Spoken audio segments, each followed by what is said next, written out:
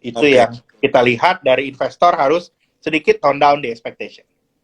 Ya, berarti kalau boleh saya bilang, ekspektasi mata uang kita mungkin untuk balik ke bawah 14.000 dengan kondisi saat ini BI rate juga santai, nggak ada secara jelas ingin dinaikkan, dan kita lihat bahwa potensi ekonomi kita ke depan itu bukan lagi menguat, tapi karena udah high base, pasti otomatis kan nggak akan bisa menjaga ritme selamanya, karena kita tahu yang namanya batu bara kan cyclical. Demikian juga GDP kita saat ini pun bagus cyclical. Ternyata yang cyclicalnya bagus pun ternyata nggak terlalu bagus signifikan seperti yang kita harapkan. Iya, benar. Nah, berarti kan yang ada ini kan sisa cerita negatifnya aja nih tahun depan nih.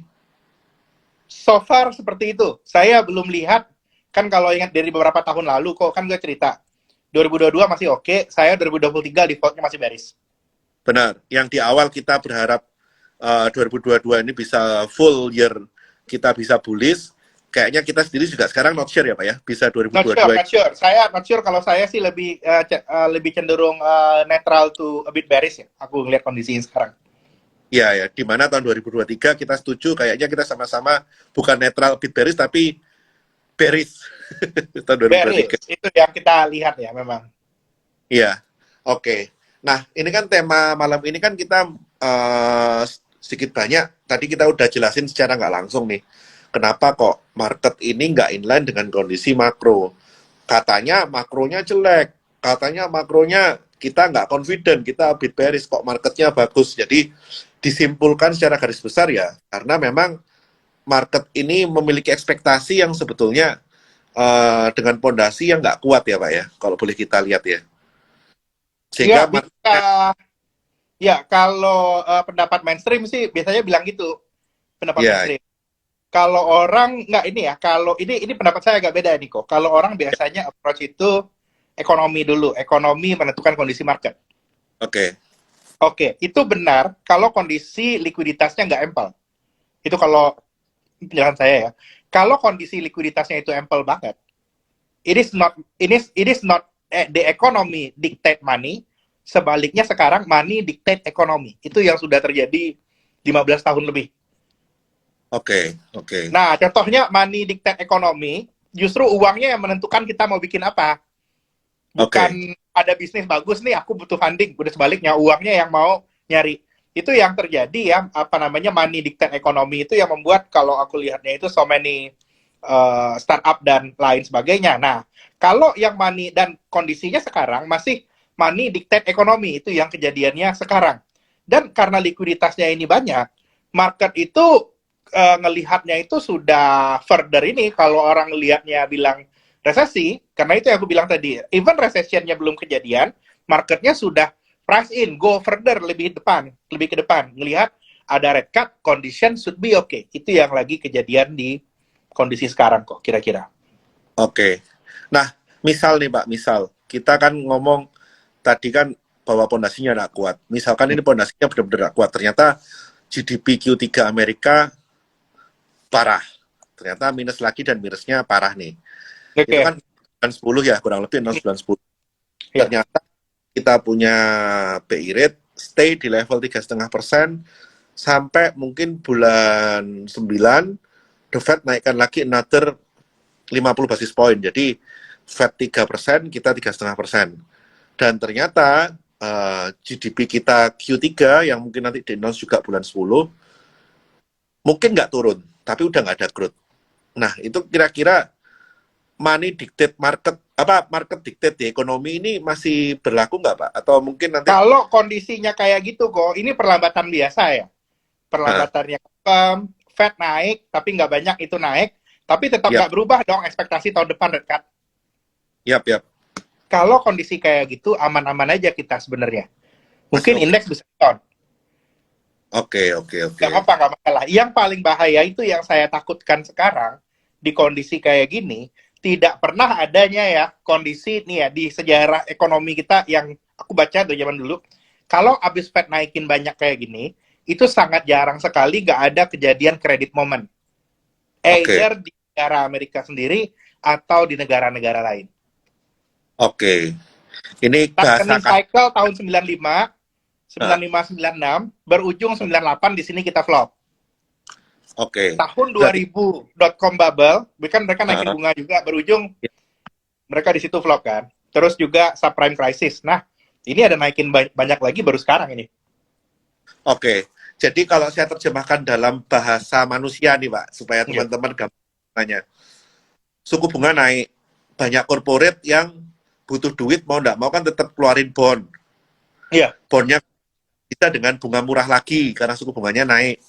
Nah, otomatis corporate yang butuh duit dan kepaksa ngeluarin bond dengan bunga tinggi, ini yang mungkin nanti akan struggling ke depannya, karena ekonominya besar dan keuangannya besar, dan ini bisa anytime jadi bom waktu siapa duluan yang akan meledak gitu kan, Pak? Kurang lebih seperti itu ya? Iya, benar. Itu kira-kira sebuah resiko, dan kalau kita follow berita kemarin, ada sebuah bank besar yang baru di downgrade kredit ratingnya. Iya, itu yang membuat saya agak... Kalau aku naikin the Fed naik aja dengan ekspektasi tahun depan rate cut, marketnya nggak apa-apa. Cuman nggak pernah ini kejadian, the Fed itu naik banyak tapi nggak bawa korban kok. Itu nggak pernah. Historisnya. Dan sekarang itu yang sudah mulai ugat-ugat, itu ada sebuah bank kemarin ratingnya baru dipotong. Itu hal yang harus kita padain. Aku lihat ada hujan, ada angin loh itu. Ya? Tanpa ada apapun, tahu-tahu ratingnya dipotong gitu kan. Ratingnya dipotong. Ya, orang udah banyak sih ngomongin awal tahun, cuman ternyata dipotong kan ratingnya. Betul, betul. Nah, ini kan seperti kita tahu, Pak, kalau orang market ini kan suka gibah nih.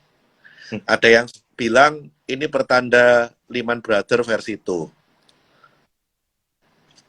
Nah, tapi bedanya nih, kalau tahun 2008 kan orang nggak expect Lehman Brothers, Pak.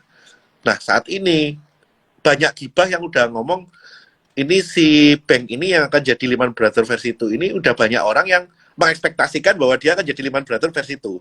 Dimana kalau biasanya udah banyak orang yang expect seperti itu, mungkin meletus dan bawa korban dan bawa collateral damage, market juga mungkin akan meltdown.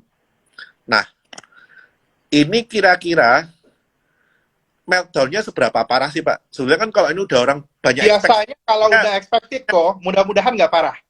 Karena sekarang, nggak separah dulu, karena sekarang itu nggak ada kan sudah banyak regulasi ya, udah nggak ada produk aneh-aneh ya. Yes, itu yang kemarin kita bicarakan. Ini ada produk aneh-aneh udah nggak ada sekarang. Nih.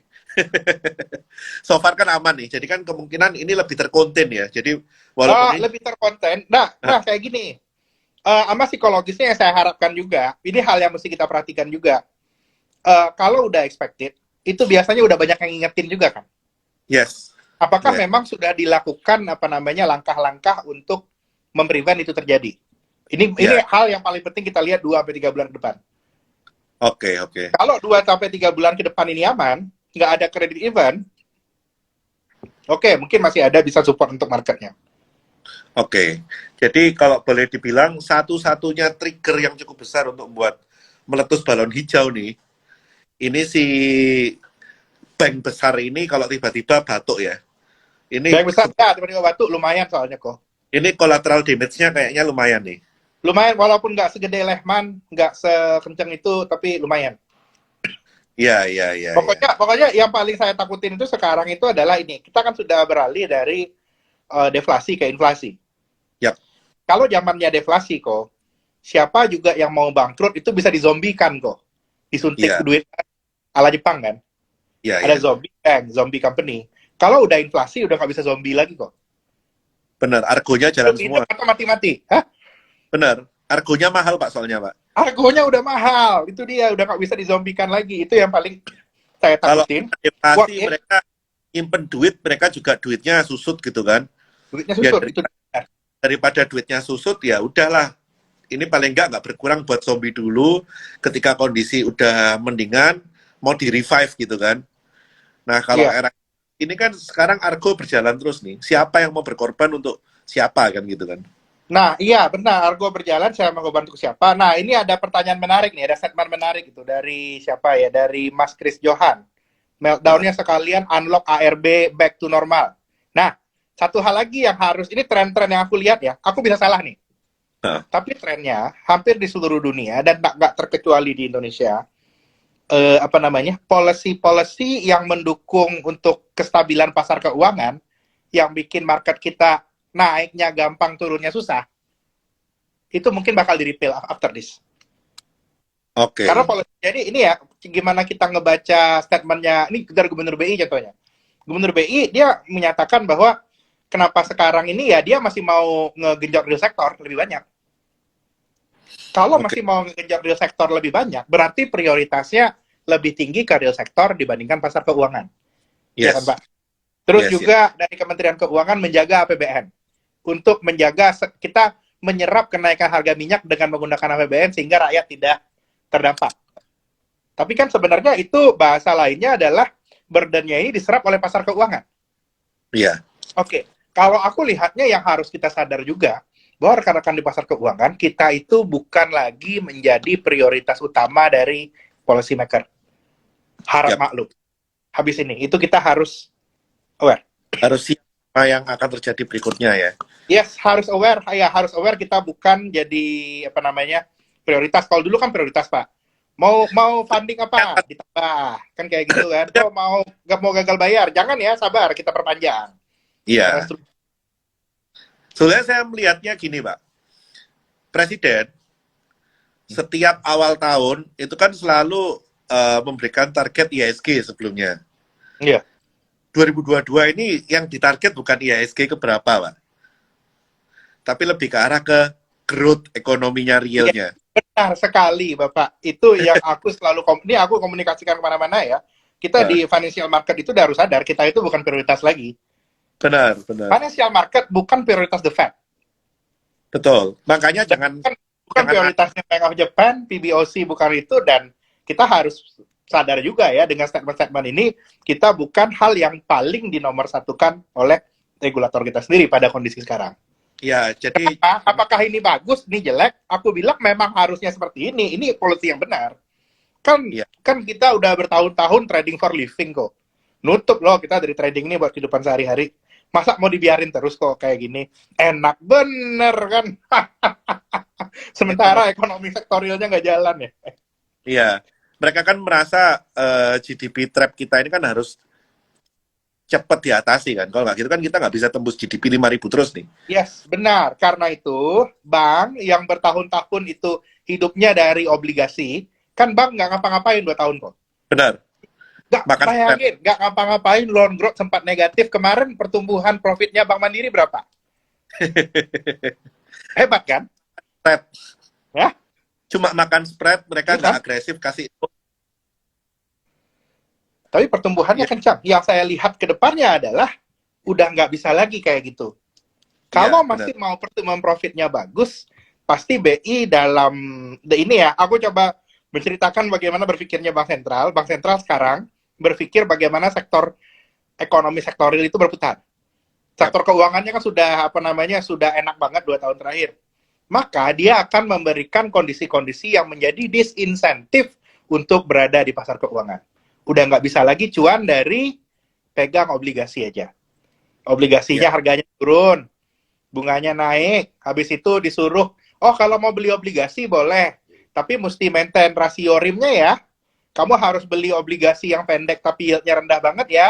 Akhirnya beberapa sudah ada mark to market loss kayak gitu. Kalau nggak mau loss, harus larikan ke loan, memberikan pembiayaan ke sektor real. Itu kira-kira kondisinya yang aku lihat sekarang. Ya, karena selama ini kan bank-bank kan enggan menggenjot loan ke sektor real kan, Pak? Karena nyari duitnya di treasury. Benar, nyari duit di treasury itu gampang, begitu manis, mereka makan komisi aja udah jadi gitu kan, dan itu kan minim risk, nggak ada resiko gagal bayar, nggak ada apapun, mereka santai gitu kan.